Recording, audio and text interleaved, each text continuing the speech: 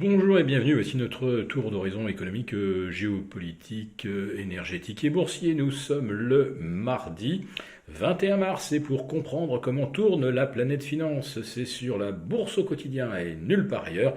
Et l'épisode du jour s'intitulera Un gouvernement qui ne bat jamais en retraite.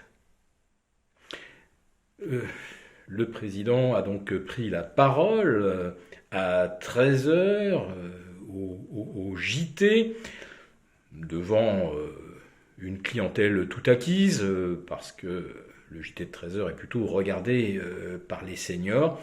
Il a donc annoncé que le gouvernement célébrait une sorte de victoire avec l'adoption de l'allongement de la durée des carrières de 2 ans.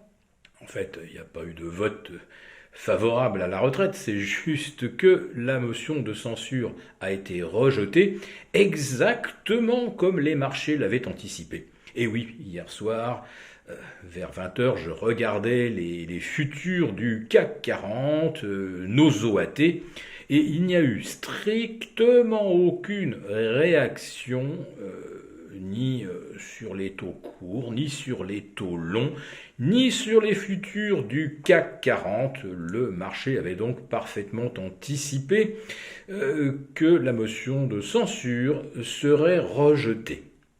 Alors si aujourd'hui j'ai enfilé une tenue de sport, eh bien c'est que je commence à m'entraîner parce que je pense que nous allons devoir nous familiariser avec la marche sportive. Il commence déjà à manquer d'essence dans pas mal de stations de la région parisienne. Dans le sud, faire son plein est devenu une épreuve pour les plus futés. Il n'y a plus beaucoup non plus d'essence, ni en Bretagne, ni dans la région de Nantes, ni du côté de la basse Normandie. Et je crains que les blocages ne continuent. Alors, est-ce que le gouvernement a raison de poursuivre comme si de rien n'était? Eh bien, je vais livrer à votre réflexion ce que nous a déclaré ce matin Agnès Verdier-Molinier. Vous savez, c'est la jolie tête d'affiche de l'IFRAP, un think tank plutôt libéralo-ultralibéral, à l'émission de Nicolas Dose, Les Experts. Donc elle a réaffirmé ce qu'elle a dit déjà depuis plusieurs mois, à savoir que cette réforme des retraites était une exigence des marchés, ou plutôt des agences de notation, qui, en cas de rejet de la réforme, auraient dégradé la dette de la France.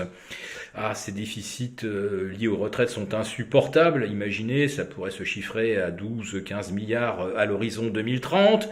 En revanche, les 500 milliards de dettes que nous nous sommes rajoutés depuis mars 2020, alors là, les marchés n'ont jamais sourcillé. Ah oui, les emprunts indexés sur l'inflation, dont le coût va nous revenir à plus de 12 milliards par rapport à des émissions d'OAT classiques, là, les marchés n'ont rien à dire non plus. Mais attendez, je garde le meilleur pour la fin. Comme un des autres intervenants sur le plateau disait, oui, mais quand même, là, le gouvernement s'est mis dans une situation compliquée, on est au bord du blocage. Et bien là, Agnès Verdier-Molinier dit « Ah bah oui, là c'est effectivement, ça va être beaucoup plus compliqué.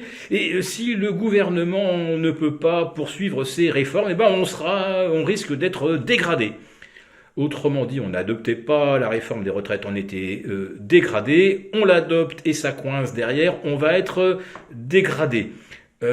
Mais à qui appartiennent ces agences de notation qui ne sourcillent pas quand on rajoute 500 milliards de dettes et qui seraient prêts à nous faire la misère pour 12 ou 15 milliards supplémentaires? Surtout que 12 ou 15 milliards, c'est quand même pas grand-chose, puisqu'on apprend aujourd'hui que le sauvetage du Crédit Suisse, c'est pas seulement 100 milliards que ça pourrait coûter. 100 milliards, c'est la ligne de crédit oui, crédit, dette, que l'on vient d'avancer à UBS, ça pourrait aller chercher dans les 225 milliards.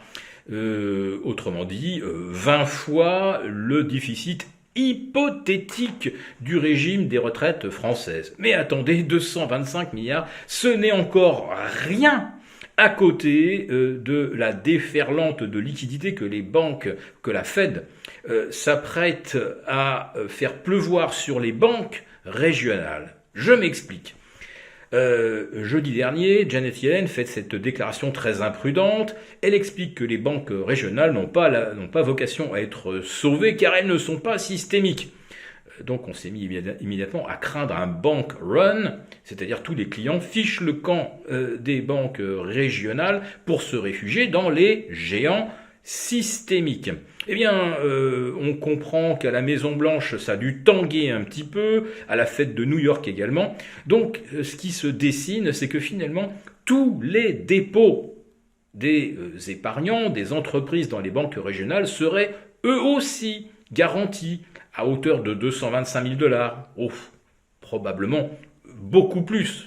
Je pense qu'il est même question de garantir la totalité des avoirs. Alors là, on ne parle plus de 225 milliards, mais là, on parle de 2000 milliards ou plus, que sais-je.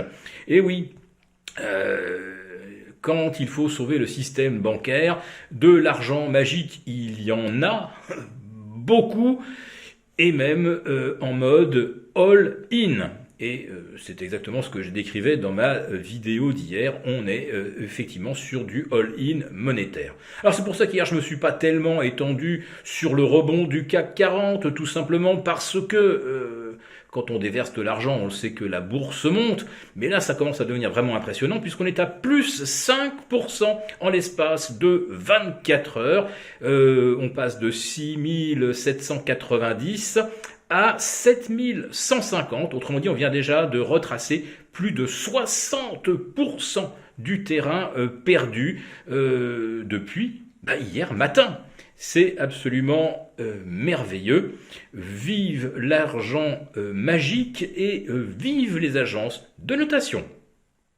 Si cette vidéo vous a plu, n'hésitez pas à nous mettre un pouce. Rendez-vous avec nos abonnés désaffranchis demain pour le live.